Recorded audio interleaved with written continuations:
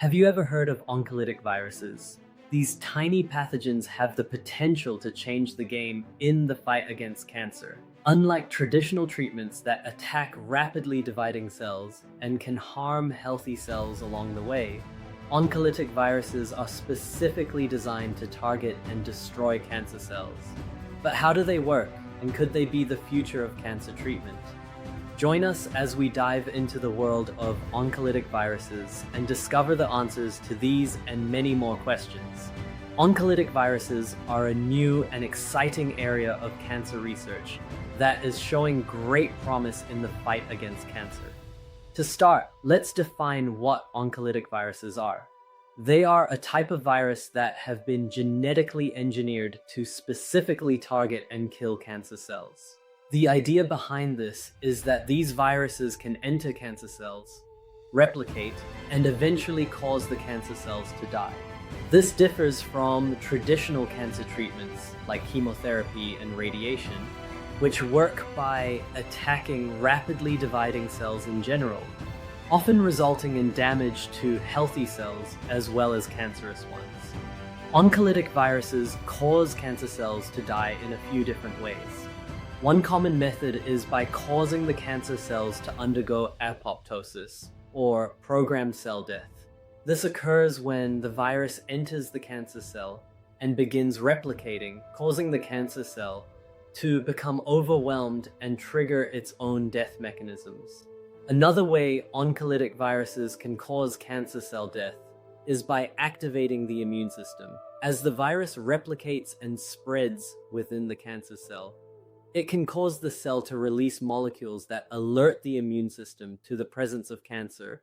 This can lead to the mobilization of immune cells to attack and destroy the cancer cells. Additionally, some oncolytic viruses have been engineered to express specific genes that can inhibit the growth and survival of cancer cells, further contributing to the cancer cell death. Oncolytic viruses can be made by taking a naturally occurring virus and altering its genetic makeup so that it only infects cancer cells. This can be done by removing or altering certain genes that allow the virus to enter normal cells, while still allowing it to infect cancer cells. Researchers can also add new genes to the virus that make it more effective at killing cancer cells. The specific genes that are removed or altered can vary depending on the type of virus being used and the type of cancer it is being targeted for.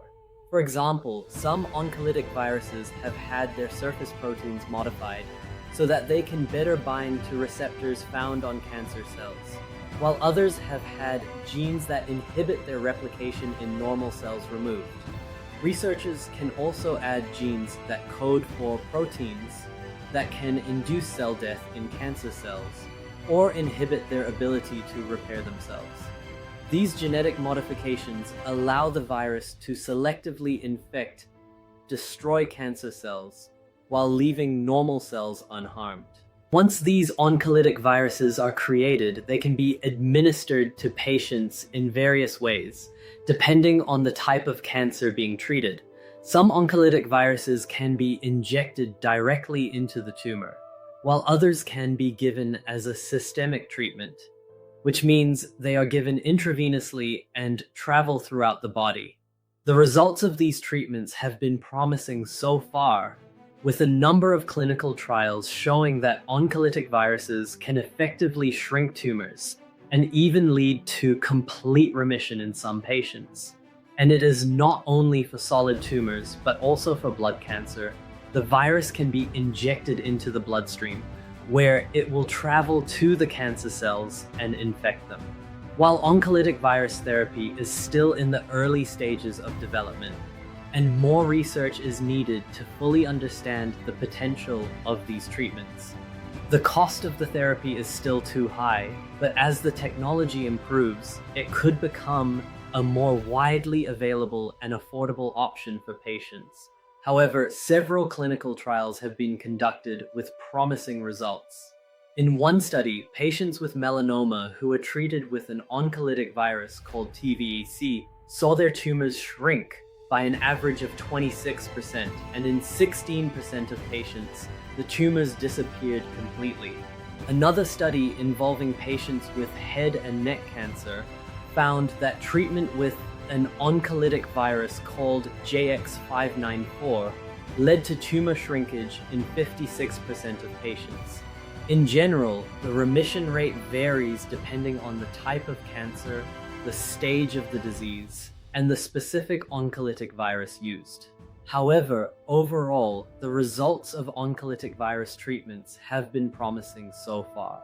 It is important to note that more research is needed to fully understand the long-term effects of oncolytic virus treatment, as well as to improve the efficiency and specificity of the viruses.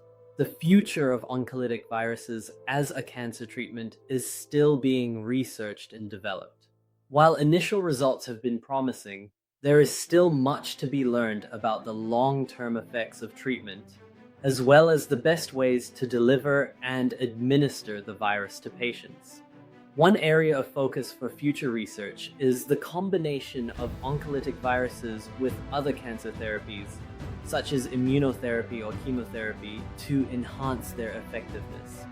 Another area of research is the engineering of oncolytic viruses with specificity to a certain genetic mutation or cancer type. This could lead to even more targeted and effective treatments for certain types of cancer. Additionally, scientists are exploring the use of oncolytic viruses as a preventive measure against cancer.